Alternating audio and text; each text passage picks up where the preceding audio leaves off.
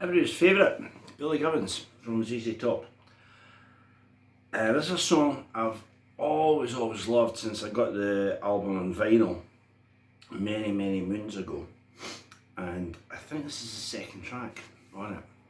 I've been listening to it this morning on a ZZ Top best of, and the song is called Arrested for Driving Whilst Blind, and it starts with Billy going.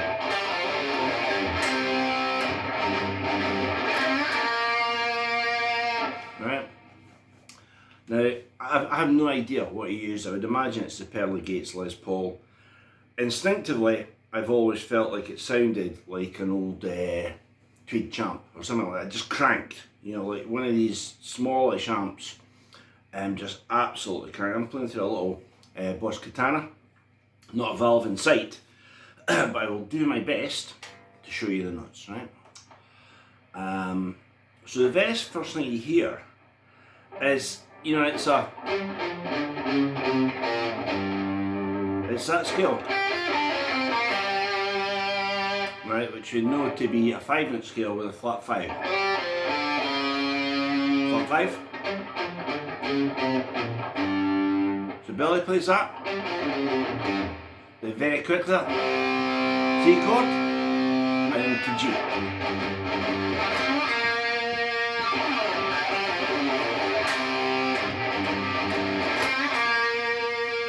Runs the song, right?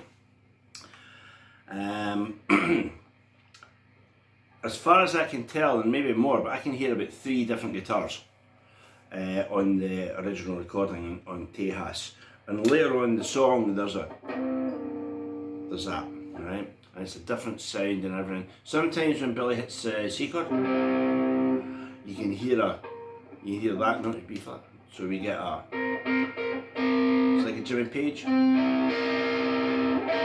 right? But we also get these fantastic embellishments of the main rhythm. Now, it sounds like a 12-bar blues in theory, but it's got so many twists and turns. So if you, and it's what I term a rumpa-dump,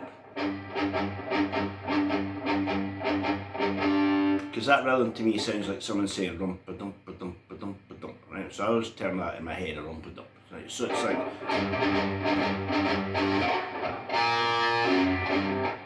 right? So immediately off the bat, we're kind of going out with the normal rumpa-dump-a-dump-a-dump.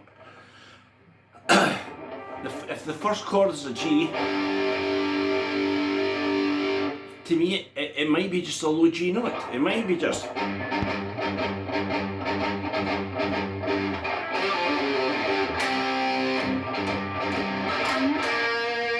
And that lick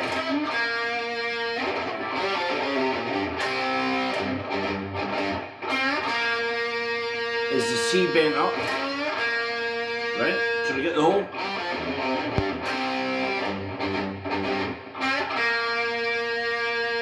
And the only way I can, help if I can do that is it's absolutely snarly.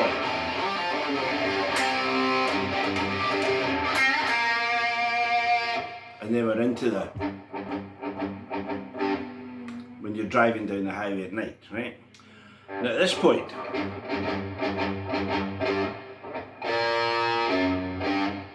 you hear that? Right? So you're hearing this B flat, and then you get back to the G. Billy Gibbons goes through a F sharp.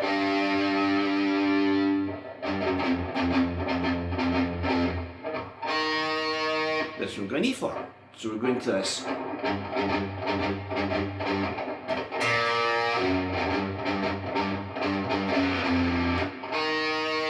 Right, then there's the G, the C chord.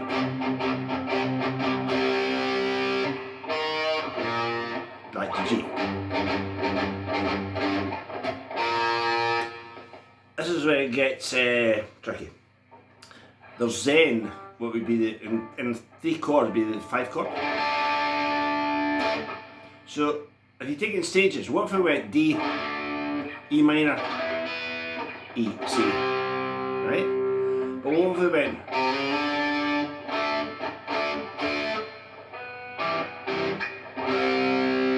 right? But it's like a D ninth. So it's like a, and then you hear, I can hear that B note.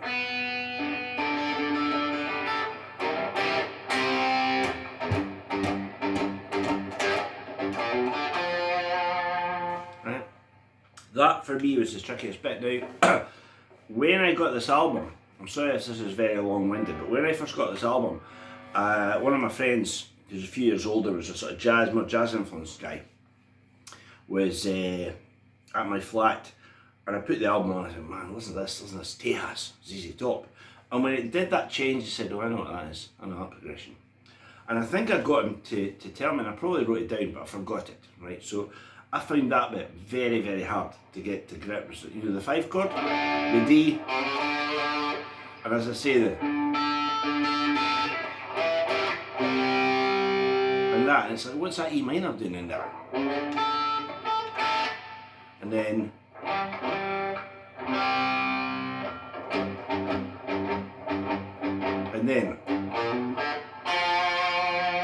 right, there's different places you can play that. You're playing G, B flat B, D, F.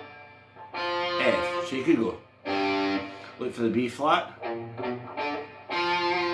It's kind of convenient to go.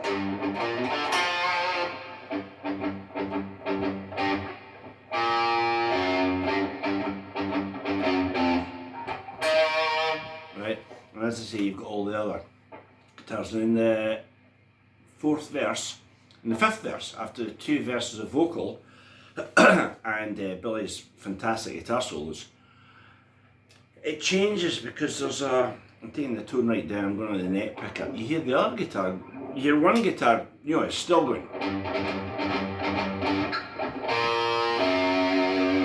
But you hear the other guitar.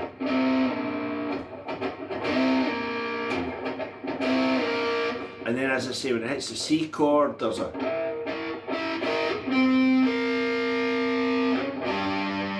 and then we've got it, same as normal.